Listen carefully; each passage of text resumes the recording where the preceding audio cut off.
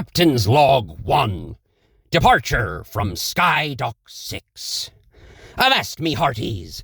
Sit a spell while I spin ye a yarn o' the maiden voyage o' the grand ship, the Celeste Noir.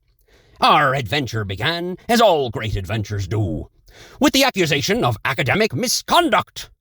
I found meself in the scholarly brig, alongside a few other swarthies, awaiting sentencing for our misdeeds.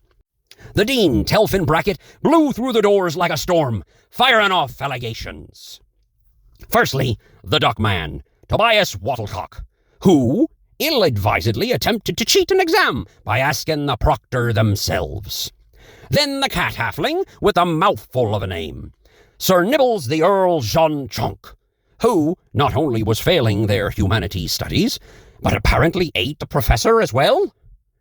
Substandard assistant teaching and misappropriation of academic funds were the offences of the robot wizard Mezzo Turgile. And from the genteel Lady Petunia Peafowl, a fouler list of profanities than any sailor ever dared, sent one professor into semi-permanent retirement and landed the woman here. Then, of course, yours truly, commandeering a ship of the line were one strike, smashing the keel through the Art and Culture Museum were the second.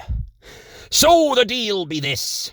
If we were to enlist as crew for an expedition under the sprightly and well-renowned gnomish explorer Angelica Estrella de Civis, all our academic transgressions would be forgiven. Naturally, I signed on as captain, and everyone agreed with this immediately.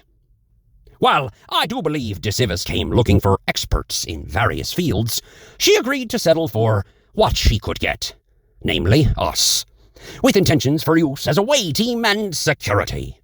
And after a brief introduction to the crew and a tour of the ship, our mettle were put to the test far sooner than anyone would have thought. Barely aloft from the skydock, and a flock of 3 pterodactyls and riders accosted our ship.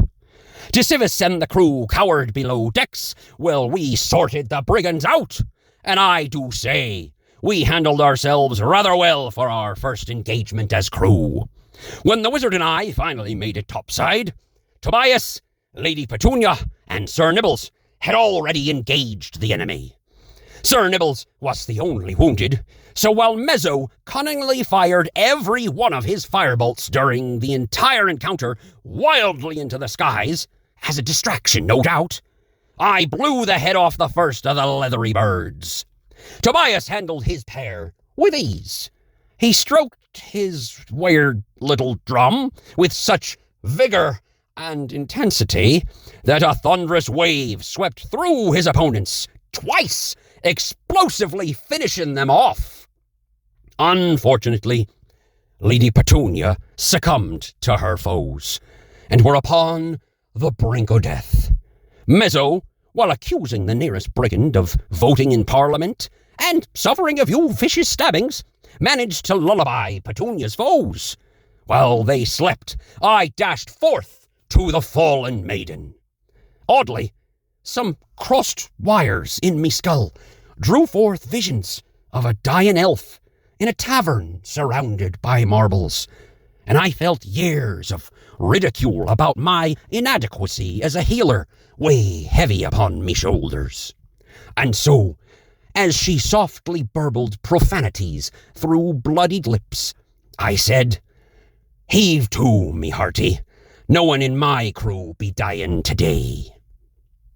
Lady Petunia rose, granted me a curt nod, then, with a great gale of wind, blew the unconscious rider over the rail into the cloudy abyss. The last rider appeared to move in slow motion, dodging all we fired his way. Even though he were technically winning, it were still 5-1. So Tobias managed to convince the man to stand down. His name be Steve. As Tobias escorted Steve to the brig, and Mezzo curled up in a little ball of pain upon the deck, Nibbles, Petunia, and myself made quick work of the last unconscious pterodon. During the next week, de Civis was much appreciative of how closely I stuck by her, espousing captainly advice. She were so thankful for my assistance that she actually asked me to look in on Demetrius, the ship's pilot, and see if I couldn't give him some pointers. As we seemed to be of similar piratical ilk, we swapped tales as he shared some tips for sailing the airship.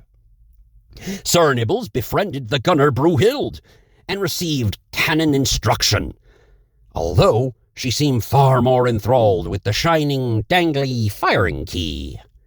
The navigator, Natsuko, appreciated Mezzo's assistance with her charts, but less so his attempts to discuss which of the 9 genders she identified as.